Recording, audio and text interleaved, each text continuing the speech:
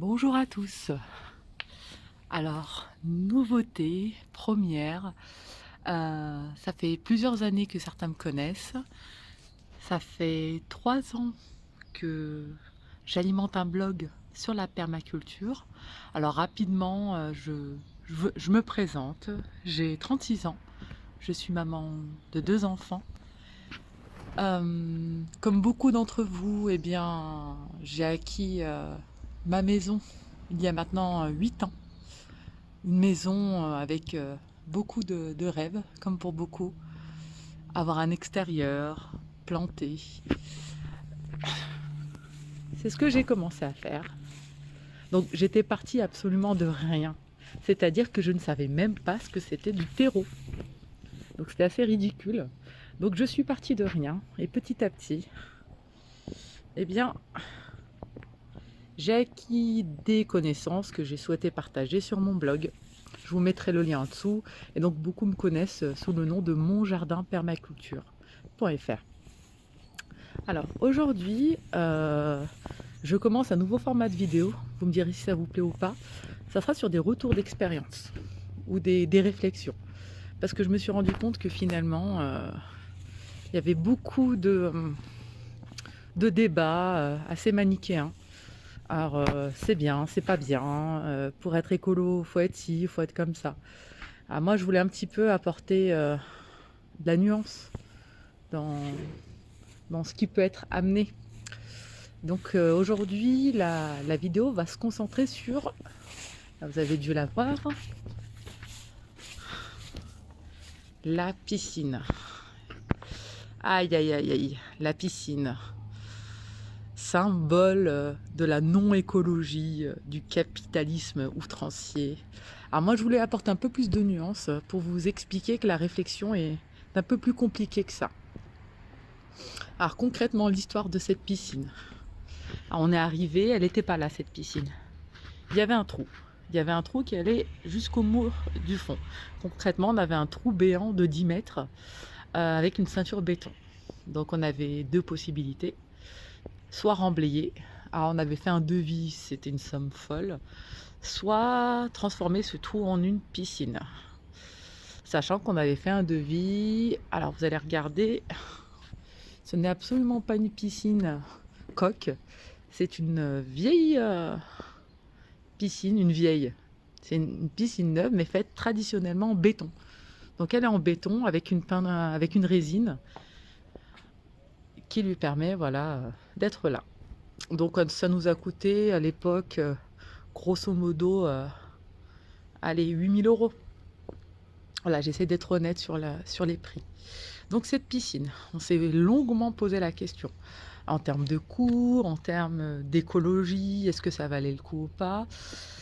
Et en fait, on est arrivé au fait que on souhaitait avoir une piscine. Pourquoi?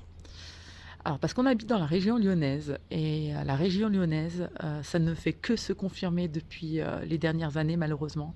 On vit des étés caniculaires. On arrive largement au-dessus des 40 degrés plusieurs fois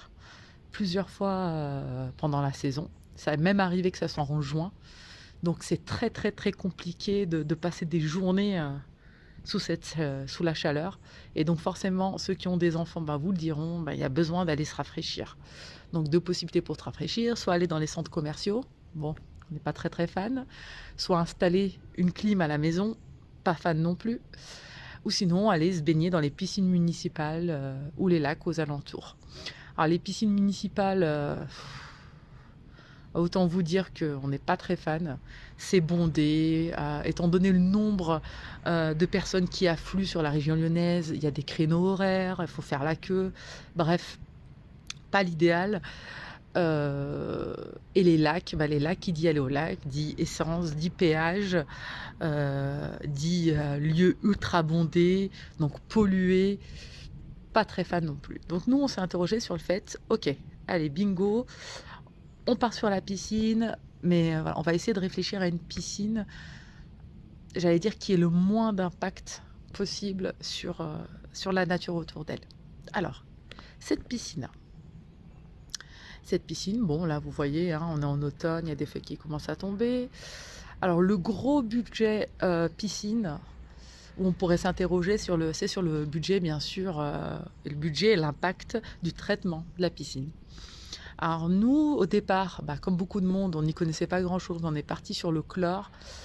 Mais alors le chlore, catastrophique, irritant, franchement, ça donnait pas vraiment envie. Donc on est passé sur un traitement au sel. Un traitement au sel, concrètement, hein, vous jetez du sel dans votre piscine, vous installez un électrolyseur, et cet électrolyseur va prendre, c'est une réaction chimique, va transformer le sel en, un, en du chlore, mais ce chlore-là va être ensuite, lorsqu'il traitera votre eau, va redevenir du sel, et ainsi de suite. Donc c'est une boucle. Donc le seul traitement que vous pouvez faire, que vous devez faire, c'est de faire attention que votre niveau de pH ne soit pas trop haut. Le pH, en fait, c'est l'acidité de l'eau, parce que si le pH est trop élevé, le chlorure de sodium ne va plus désinfecter votre piscine, et donc ça ne servira plus à rien. Sachant que le pH peut être baissé grâce à un élément que vous connaissez tous, qui est le bicarbonate de soude. Donc l'impact écologique, pour le coup, on n'est pas trop mal.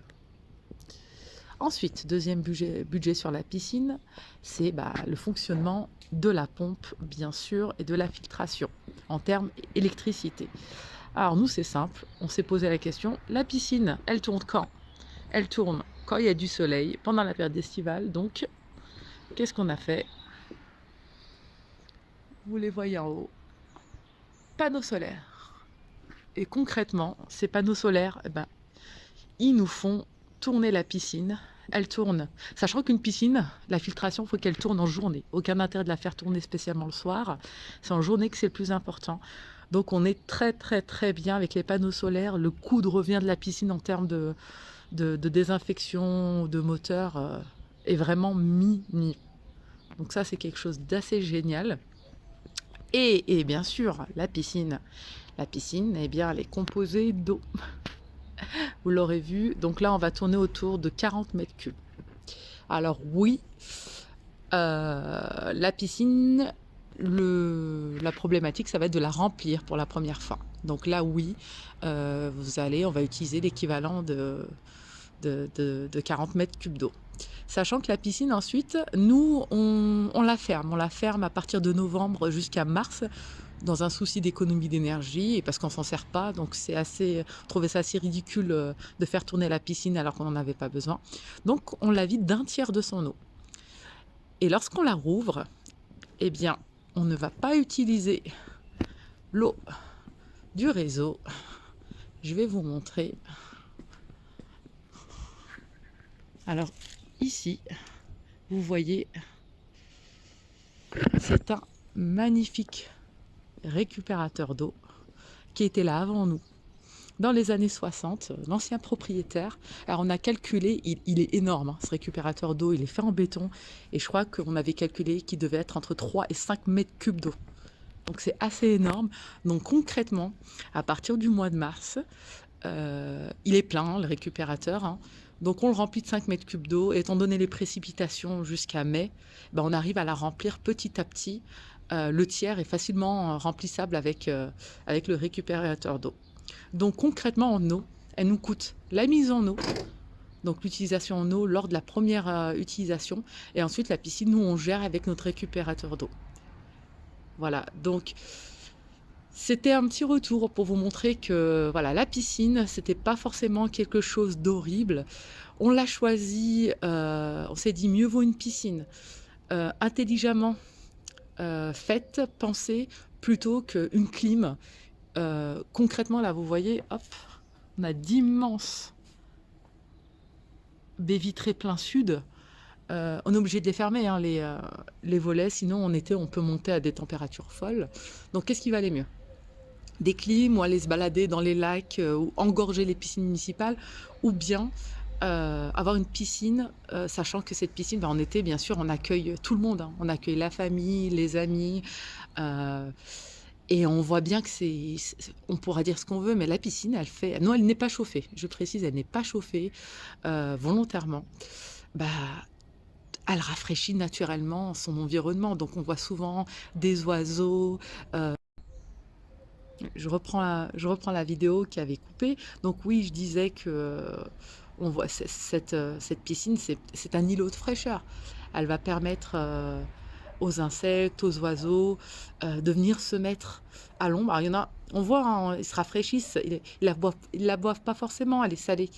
Mais ça permet vraiment de refroidir, de rafraîchir du moins l'environnement tout autour. Donc pour nous, c'est gagnant-gagnant.